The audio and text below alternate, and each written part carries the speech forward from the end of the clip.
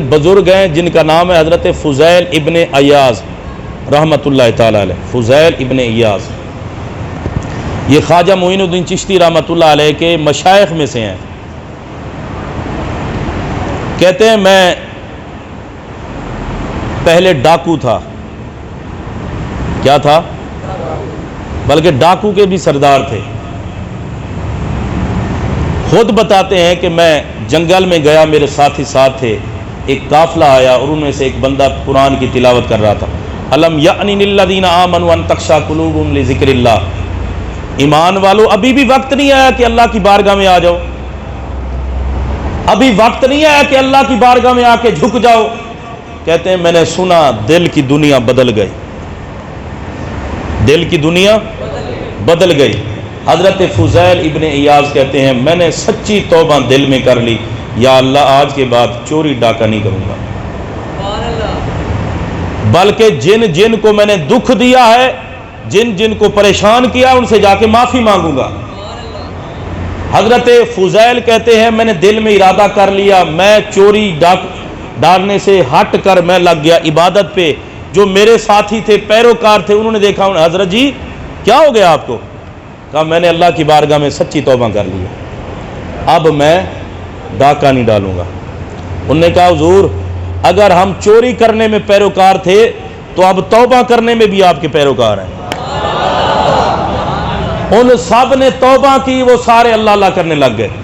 حضرت فضیل ابن ایاز کہتے ہیں میں نے اپنے ساتھیوں سے کہا کہ مجھے باقی تو یاد نہیں ہے, فلاں گاؤں میں ایک یہودی رہتا تھا, اس کے گھر سے ہم نے کچھ سونا چرایا تھا, سونے کی اینٹیں, تو وہ بندہ مجھے یاد ہے, چلو یار جو یاد ہے اسے چل کے معافی مانگتے ہیں.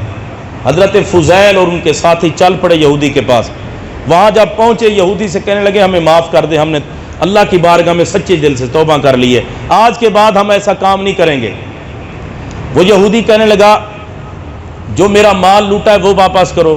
حضرت فضیل نے کہا وہ تو ہمارے پاس نہیں ہے, وہ تو لگ گیا جہاں لگنا تھا.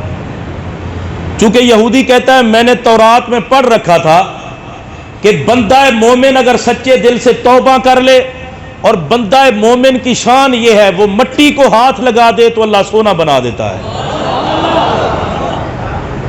یہودی نے کہا مجھے سونے کی اینٹیں نہیں چاہیے بھائی, تم جاؤ مجھے کچی اینٹیں, مٹی کی اینٹیں لا دو. حضرت فضیل ابن ایاز کہتے ہیں یہ ہمارے لیے کوئی مسئلہ نہیں ہے. وہ اور ساتھی چل پڑے جنگل میں, جا کے گارا گورا بنا کے وہ کچی اینٹیں جو تھی وہ بنائی, تیار کی. تیار کرنے کے بعد ان کو بوری میں ڈالا, بوری میں ڈال کے بند کر دیا, اٹھا کے یہودی کے پاس لے کر آ گئے. کہنے لگے لو جی کچی اینٹیں آ گئی. یہودی نے کہا اس کا منہ کھولیں. جب منہ کھولا وہ کچی نہیں تھی, وہ سونے کی اینٹیں تھیں. اب یہ توبہ کا اثر دیکھیں آپ, وہ اینٹیں کچی نہیں تھی, وہ سونے کی بن چکی تھی.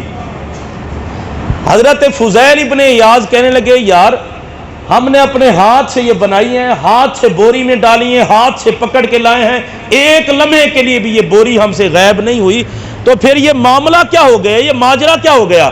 یہ تو اینٹیں کچی مٹی کی تھی, یہ سونا کیسے بن گیا؟ ابھی آپ یہ سوچ رہے تھے اور ساتھیوں سے کہہ رہے تھے کہ یہ کیسے ہو گیا.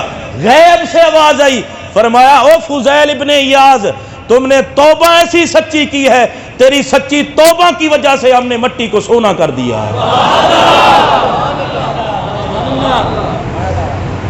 بندہ مومن ایک مرتبہ توبہ تو کرے, پھر دیکھو بہاریں کتنی ملتی ہیں.